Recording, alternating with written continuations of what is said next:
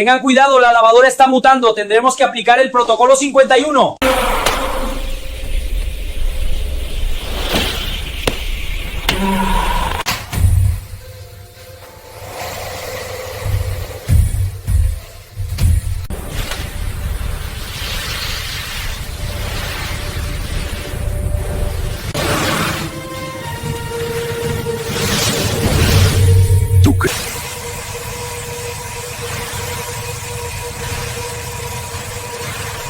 ¿Tú crees que no te iba a ganar, monstruo?